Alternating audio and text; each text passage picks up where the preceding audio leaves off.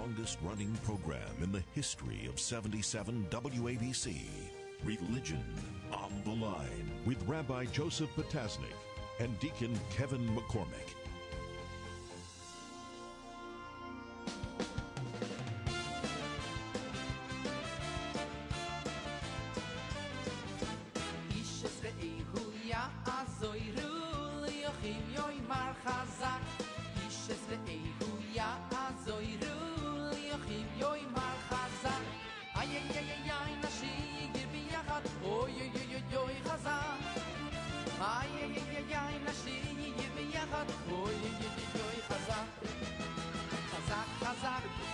Welcome back, Religion on the Line. I'm Rabbi Joseph Potasnik. I'm Deacon Kevin McCormick. Now, Deacon, I ask you, which borough of New York has the greatest rabbis? No question. Brooklyn. There you go. But, you know, even there's some exceptions. No.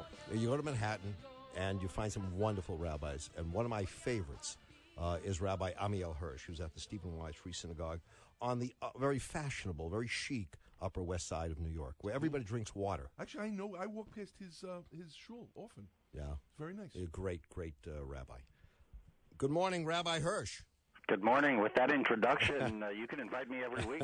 Well, now, Rabbi, I'm going to stop in for a glass of water as I'm walking by. Because on the West Side, that's all you're going to get. I'll give you, it's kosher. It's completely kosher. Yeah. Excellent. So, Rabbi, first I want to commend you because you wrote an open letter to Presbyterians that I thought was a very, very thoughtful, very insightful, made some excellent points. And the deacon read it earlier, and he said to me, how does someone claim to be a friend and come out and say we're going to divest in corporations doing business on the West Bank? And they say we love our Jewish brothers and sisters. You can't have it both ways. You know, when you go to a convention and you don't talk about what's going on to persecuted Christians in the world, the various human rights abuses, and all you can think of is Israel, there's something wrong with that friendship. Well, I agree. I mentioned in the open letter that we have a Jewish folktale that defines a friend as somebody who knows what gives his fellow pain. And they really pained us deeply, not so much because of the actual shares that might be divested in American companies. But we all understand that the issue is a moral issue. We're fighting it out on the moral realm, and we would have hoped that, you know, fellow progressive brothers and sisters in faith would have a little more sympathy and a little more effort to extend the dialogue with the leadership of the American Jewish community. You know, there are those, obviously, in the Presbyterian movement who stood with us. I think of Catherine Henderson at Auburn Seminary, Bill Harder, two names that come to mind immediately, who were there for us and who fought against this. The vote was close. But still, at the end of the day, not only was I disappointed, but I said all of the years of ecumenical dialogue, all of the exchanges we've had, and we can't think of a better way of talking to one another than divestment. You know, what does that say? Were we misled? I mean, what happened to the Presbyterian dialogue here? Well, I think that, first of all, it shows we still have a lot of work to do. I'm not sure that our fellow non-Jewish friends fully appreciate the central component of Jewish peoplehood in our self-perception and self-definition of what constitutes Judaism.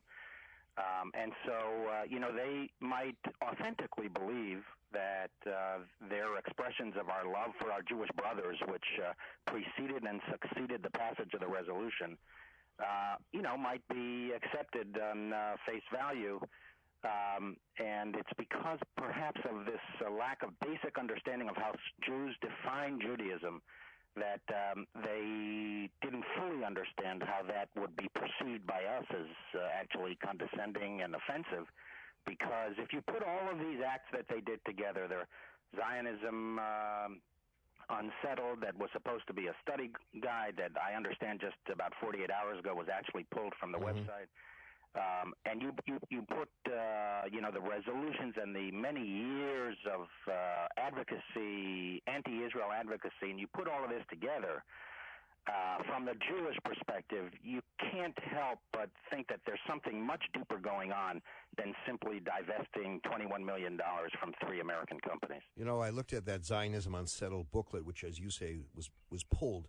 I guess it was so bad, or there's so many complaints about it, they had to pull it. But if you look at it, you find the words ethnic cleansing. You find subtle references to Nazism when talking about Zionism. It's ugly. And you say to yourself, it's shameful that people in the Presbyterian movement who claim to be friends talk about Zionism in that disrespectful, they denigrate Zionism and yet expect to maintain a relationship with Jewish brothers and sisters. Yeah, what we see from this side is that so-called study guide, which is really a disgrace, and it's an anti-Zionist screed. It really is the core belief that then leads to various actions and resolutions. That is, you can't, one at the same time, have Zionism Unsettled as in some way part of the official church, even if it was written by an element of that church. You can't have that coexisting with, our love for our Jewish brothers. It just doesn't work. And usually how life unfolds is first you believe and then you pass resolutions. And so from our perspective, looking at all of this, and it was a process over many years as well, the actual vote on the resolution is the culmination of years of anti-Israel agitation that ultimately was codified in this resolution, and that just simply cannot stand with love for our Jewish brothers. Now, I spoke with a number of people who were actually at the convention, and what they pointed to was that there was a fairly sizable element of the Jewish community itself that advocated for passage of the resolution. So we have a problem in the Jewish community explaining to our brothers and sisters in faith that those Jews are actually very marginal and don't really represent the essence of the Jewish community and of historical Jewish values. And they're a slender reed upon which to base anti-Israel resolutions. We're speaking with Rabbi Amiel Hirsch, who is the senior rabbi at the Stephen Wise Free Synagogue on the West Side. And we're speaking about the Presbyterians' recent divestment from companies that work with Israel. His letter is in last Thursday's Daily News, as is an editorial from the Daily News editorial staff. You know, Rabbi, one of the things I love that you wrote in this, I'm just going to read like a short paragraph, is it's easy to sit at convention center and debate politics and philosophy, far removed from the realities of daily life. It's easy to write a resolution if you've never experienced the fear of sending your children to school in the morning and worrying about whether they will come home. It's easy to voice noble sentiments of love and brotherhood if you've never had to don gas masks or spend days on end in bomb shelters. It's easy to condemn the walled section of the security barrier in Bethlehem, ultimately ignoring why it was built in the first place, because Palestinian terrorists were crossing into Israel, murdering and maiming thousands of Israelis in suicide bombings or climbing on top of rooftops in Bethlehem and shooting at citizens. And you go on, and it's really a very well-written a letter, but I have to fully agree with you on this. The Palestinians, do they have a voice on this? Of course they do. Should it be heard? Yes, it should. But then the whole picture has to be said. The Daily News, in their section, talks about take a bus ride through Israel and then go through Libya or Syria. But I think it's Prime Minister Netanyahu who says, but make sure you're in an armor-plated bus if you go to the other two places, and don't mention that you're Christian as well. It seems that my Christian brothers on this, for some reason, I don't see what they see, and they seem to be missing a huge part of this discussion. Well, I mean, that's what people who, have a predetermined set opinion do. They tend to look at the world narrowly without taking the entire context into account. And context is reality. You can't view the world simply from your isolated bubble. It was said about Thomas Carlyle that he said you could write an entire book on Michelangelo without ever mentioning that he was a painter and a sculptor. That you could write a whole book on Michelangelo's illnesses, on his food preferences. You could think of writing 5 books about Michelangelo and never once mention that he was such a great artist. This was said by Thomas Carlyle.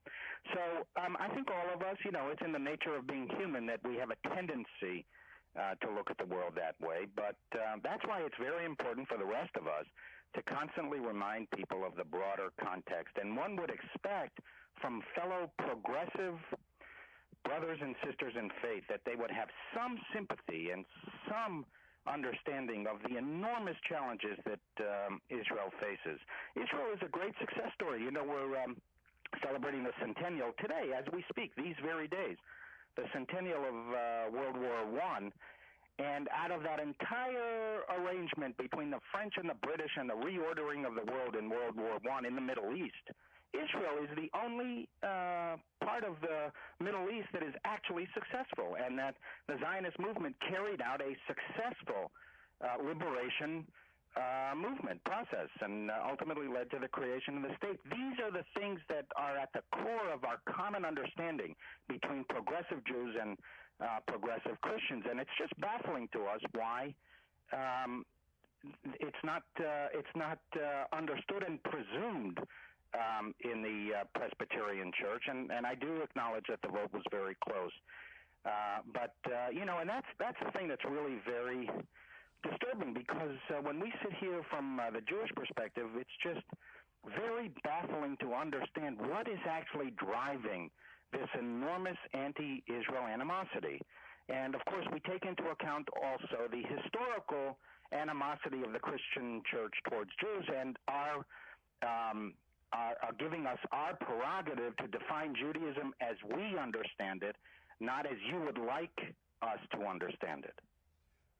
I would just urge my Christian brothers and sisters on this to spend some time with, I think, one of the greatest American theologians of the mid-20th century, Reinhold Niebuhr, and his whole idea of Christian realism, that idealism is really not something that at this time and place Christians have the luxury to have. We have to deal with the reality of sin, we have to deal with the reality of evil, and we have to realize that our theology and our actions have to be done in context of what is, not what we would like to be. Mm. Yeah, well, I mentioned that also in my letter to the Presbyterian Church. I completely agree, of course, as somebody who struggles with these issues on a daily basis. We have the ideal that is very well defined for us in religious tradition. And then life is really about trying to come as close as possible to the ideal while taking into account the real. And the real is, look at what is happening in the Middle East. Look at, if you stand in Jerusalem and you cast your eyes as far as the eyes can see, anti-Jewish, anti-Christian, anti-humanitarian, anti-feminist, anti-gay savagery. And the only point of Western humanitarianism and progressive values is that tiny little place called the State of Israel.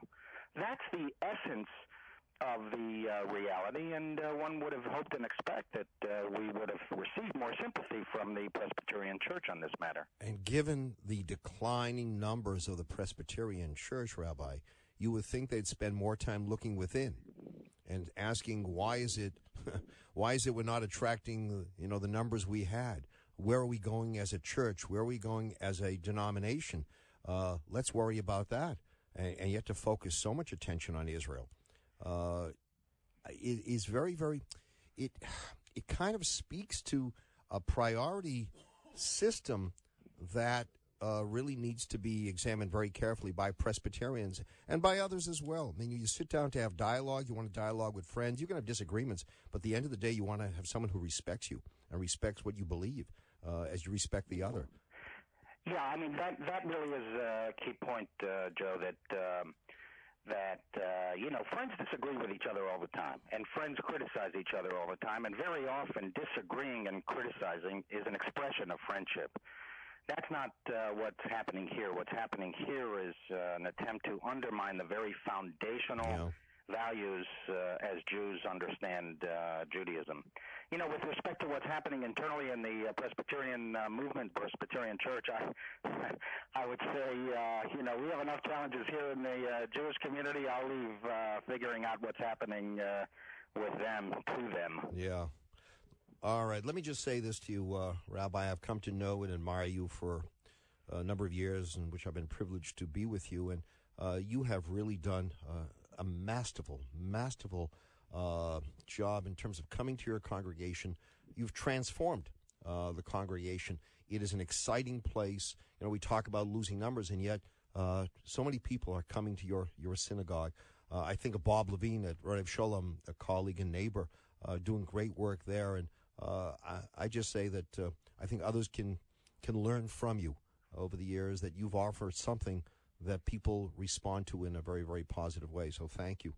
Well, thank you, Rabbi Potasnik, and I would say the same about you. I've been an admirer for many, many years, and I appreciate your compliment. I'd like to play Can You Feel the Love Tonight? I love when rabbis just love each other. That's beautiful. But here it's genuine. Yeah, Sometimes, sometimes we say things about one another, whether in living or non-living, in the most exaggerated fashion. We all made presentations, and people sitting and say, does he really mean that? Is that who he's really talking about? Well, I will affirm that Rabbi Hirsch, that Rabbi Potasnik spoke very highly of you all morning and was looking forward to this segment. So he is telling the truth. And listen, when you're next there on 68th Street, make sure to come on by. We'll give you much more than water, everything that you want, and stimulating conversation. I look forward to that, Rabbi. I look forward to it. All right. Thank you so much. Rabbi Amiel Hirsch, Senior Rabbi of the Stephen Wise Free Synagogue. Thank you.